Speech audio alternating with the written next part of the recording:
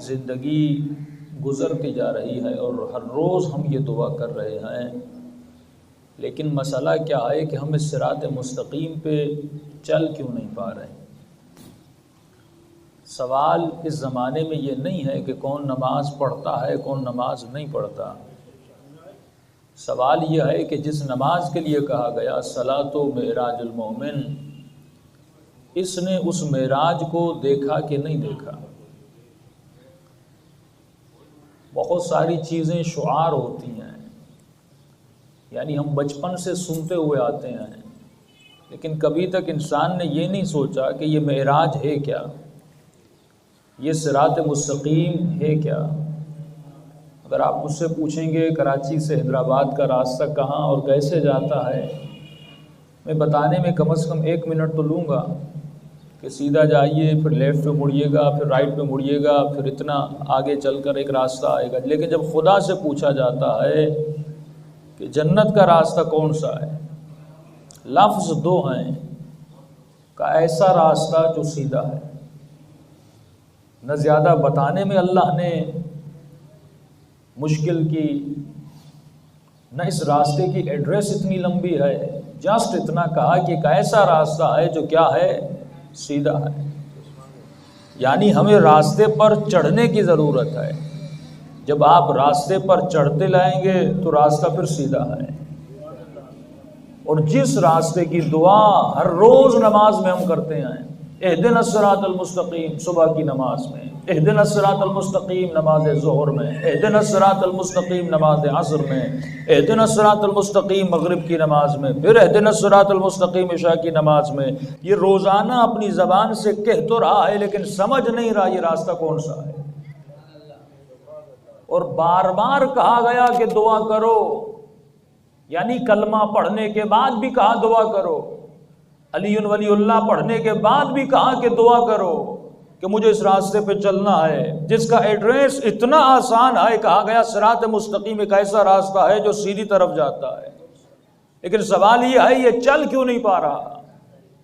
یعنی ایک مسلم جب دوسرے مسلم کو قتل کرتا ہے، قاتل بھی یہ دعا کر رہا ہے کہ اہدنا الصراط المستقیم، مقتول بھی یہ دعا کر رہا ہے کہ اہدنا الصراط المستقیم۔ کربلا میں امام حسین کو شہید کرنے والے بھی اپنی نمازوں میں کہہ رہے تھے اہدنا الصراط المستقیم، اور جس گلے پہ چھری چل رہی تھی وہ حسین ابن علی بھی کہہ رہے تھے اہدنا الصراط المستقیم۔ اس کی اہمیت بہت ہے اگر مومن سمجھ جائے۔ بہت سارے الفاظ سادہ سے ہوتے ہیں، ہم زندگی میں استعمال کرتے ہیں۔ ایک مرتبہ مجلس ختم ہوتی، مومن دعا کرتا ہے خدا مجھے امام زمانہ کے اعوان و انصار میں شامل فرما۔ کتنا آسان ہے دعا کرنا اور آپ کا آمین کہنا۔ اے خدا مجھے شہادت کی موت نصیب فرما، کتنا آسان ہے دعا کرنا اور آپ کا آمین کہنا۔ بالکل ایسے ہے اہدنا الصراط المستقیم کا کہنا اور نماز کو ختم کر کے آگے بڑھ جانا۔ لیکن فرمایا دعا کرنے سے کچھ نہیں ہوتا جب تک اس دعا کے ساتھ اس دعا کا بندوبست تمہارے ساتھ نہ ہو۔ اگر میں یہاں پر کہتا رہوں پانی پانی، بہت مشہور مثال ہے، میری پیاس نہیں بجھنے والی جب تک میں اس پانی کی تلاش میں باہر نہیں نکلوں گا۔ کتنی بھی دعا مومن کرتا رہے گا خدا مجھے امام زمانہ کے اعوان و انصار میں شریک فرما، اور آپ آمین بھی کہتے رہے، لیکن یہ دعا تب تک قبول نہیں ہوگی جب تک تو شرائط کو اپنے وجود میں پیدا نہیں کر لیتا۔ تو اب اہدنا الصراط المستقیم کی کچھ شرطیں ہیں، جب تک یہ شرطیں ہمارے وجود میں نہیں آتی تب تک ہم اس راستے پہ چلنے کی قابلیت کو پیدا نہیں کرتے۔ اس کی شرط کیا ہے؟ اللہ نے 2 شرطیں بیان کی، فرمایا اہدنا الصراط المستقیم کے کہنے سے پہلے تو 2 جملے کہتا ہے۔ پہلا جملہ ہے ایاک نعبد، دوسرا جملہ ہے ایاک نستعین، صیغہ حصر ہے۔ اے خدا میں تیری ہی عبادت کرتا ہوں، میں تجھ ہی سے مدد مانگتا ہوں۔ یعنی جب تک مقام استعانت اور عبودیت ہمارے وجود میں نہیں آتا تب تک ہم صراط مستقیم پہ چڑھنے کی قابلیت کو پیدا کر ہی نہیں سکتے۔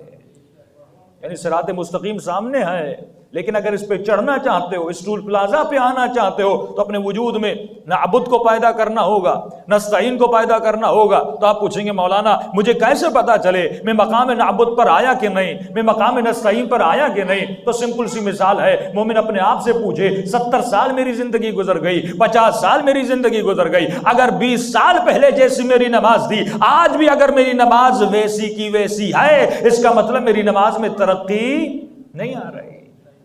کہ مولا علی فرماتے ہیں ملعون ہے وہ ملعون ہے جس کا آج اس کے کل سے بہتر نہیں ہے۔ تو یہ کیسا مومن ہے جس کی نماز میں ترقی نہیں آ رہی؟ 20 سال جیسی اس نے نماز پڑھی تھی، آج بھی ویسی کی ویسی نماز ہے، یہ معراج تک نہیں پہنچ پا رہا۔ 20 سال جیسے اس نے مجلس سنی تھی، 20 سال پہلے جیسے اس نے دعا کی تھی، آج بھی اگر ویسی ہی دعا ہے، اس کا مطلب اس کے وجود میں اسپریچولیٹی اور روحانیت نہیں بڑھ رہی۔ اگر روحانیت بڑھ نہیں رہی، اگر اس کی نماز میں ترقی نہیں ہے، بھائی آپ کے بینک اکاؤنٹ میں ترقی آ رہی ہے، زیرو بڑھ رہے ہیں، آپ کے گھر میں ترقی آ رہی ہے، آپ کی گاڑی میں ترقی آ رہی ہے، آپ کے لباس میں ترقی آ رہی ہے۔ وہ بچہ جو چھوٹا سا بچہ ہے، اگر پہلی کلاس میں پڑھ کر اب اس کو بھی اتنی سمجھ ہے کہ بابا مجھے دوسری کلاس میں ڈالو، اور دوسری کلاس پڑھ لی کہتا ہے بابا آپ تیسری کلاس میں ڈالو، تیسری کلاس پڑھ لی کہتا ہے بابا چوتھی میں ڈالو۔ اگر پہلی کلاس کے بچے کو پاس ہونے کے بعد آپ پہلی میں ڈالو گے، وہ بچہ بھی اعتراض کرے گا، لیکن یہ کیسا علی کا شیعہ ہے، یہ کیسا امام زمانہ کا ماننے والا ہے کہ 20 سال زندگی گزر گئی، 50 سال زندگی گزر گئی، سر کے بال سفید ہو گئے، نماز ویسی کی ویسی۔ تبھی میرے چھٹے امام فرماتے اگر کسی نے ایسی نماز پڑھی، صلوات پڑھے مولا کی شان، اگر کسی نے ایسی نماز پڑھی 2 رکعت نماز، جس نماز میں اس کے وجود میں حضور ہو، تو مولا فرماتے ہیں وجب علیہ الجنہ، میں جعفر صادق گواہی دیتا ہوں اس پہ جنت واجب ہو جاتی ہے۔ 2 رکعت نماز میں کتنا ٹائم لگتا ہے؟ بہت زیادہ، 4 منٹ 5 منٹ۔ اور سوال ہے مولا اتنی نمازیں لوگوں نے پڑھی، 1000 رکعت لوگوں نے نمازیں پڑھی، 100 رکعت لوگوں نے نمازیں پڑھی، آپ نے یہ نہیں کہا کہ ان پر جنت واجب ہے، آپ نے کہا 2 رکعت ایسی نماز جس میں حضور ہو، یعنی شرط قبولیت نماز اور دخول جنت یہ ہے کہ انسان کے وجود میں کیا ہو؟ حضور ہو۔ یعنی اگر 1 گھنٹہ آپ مجلس میں بیٹھیں اور اگر آپ کا ذہن اس مجلس میں نہ ہو تو بیٹھنا اور نہ بیٹھنا کسی کام کا نہیں ہے، لیکن اگر 5 منٹ مومن مجلس میں بیٹھے لیکن حضور قلب کے ساتھ بیٹھے، اس مجلس میں بیٹھنا اس کے لیے واجب جنت بن جاتا ہے۔ اور یہ حضور پیدا کیسے ہوتا ہے؟ سائیکولوجسٹ کہتے ہیں کہ سوال سے حضور پیدا ہوتا ہے۔ اگر مومن اپنے وجود میں حضور کو پیدا کرنا چاہتا ہے، حضور وہی نعبد کا مقام ہے، تو فرمایا خود سے سوال کرو تمہارے وجود میں حضور پیدا ہوگا۔ ابھی آپ کے ذہن مختلف جگہوں پر پراکندہ ہیں، لیکن اگر میں آپ سے ایک سوال کروں، آپ لوگ کہاں بیٹھے ہیں؟ کس امام بارگاہ میں بیٹھے ہیں؟ اس امام بارگاہ کا نام کیا ہے؟ تو جیسے آپ جواب دیتے جائیں گے ویسے ویسے حضور پیدا ہوتا جائے گا۔ آپ کا مختلف جگہوں سے ذہن دور سے ہٹ کر اور فوراً اس امام بارگاہ میں آ جائے گا۔ فرمایا بالکل اسی طرح اگر مومن اپنے وجود میں حضور کو پیدا کرنا چاہتا ہے، جب نماز کی حالت میں کھڑا ہو جائے فوراً اس کا ذہن ادھر ادھر جانا شروع کر دے تو خود سے سوال کرے کہ تو کہاں پہ کھڑا ہے؟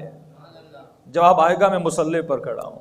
اگر کربلا چلا جائے، ذہن کہیں ادھر ادھر چلا جائے تو فوراً خود سے سوال کرے۔ اسی لیے فرمایا اگر حضور کو پیدا کرنا چاہتے ہو تو مولا علی مثالیں دیتے ہیں، فرمایا اگر حضور کو پیدا کرنا چاہتے ہو تو اپنے وجود میں کچھ نشانیوں کو رکھا کرو، لیکن اے مومن اگر تو چاہتا ہے تمہارے وجود میں حضور خدا پیدا ہو تو ہمیشہ دائم الذکر رہا کر، یعنی تمہاری زبان پر ذکر پروردگار عالم رہے۔ تو کہنے لگا مولا اگر میں بھول جاؤں ذکر خدا کرنے کے لیے، تو امام فرماتے ہیں حضور کو پیدا کرنے کے لیے کوئی نشان اپنے وجود میں رکھا کر، یعنی تسبیح کا ہاتھ میں ہونا تمہیں یاد دلائے گا کہ تمہیں ذکر خدا کرنا ہے۔ اپنے گھر میں اگر تم امام حسین کی زری لگا دو گے، جیسے زری پر نگاہ پڑے گی فوراً امام حسین کا تصور تمہارے ذہن میں آئے گا۔ جب نماز کو مسجد میں پڑھو گے، اس مسجد پر نگاہ پڑے گی فوراً تمہارا ذہن پروردگار عالم کی طرف جائے گا۔ جب گاڑی میں بیٹھتے ہو ایسی شے اپنی گاڑی میں لگا دو جیسے تمہاری نگاہ اس شے پر پڑے فوراً تمہارے ذہن میں آئے تم کسی پروردگار عالم کے حضور میں ہو۔ اسی لیے آغا طباطبائی سے پوچھا گیا، ان کے شاگرد فرماتے ہم نے کبھی بھی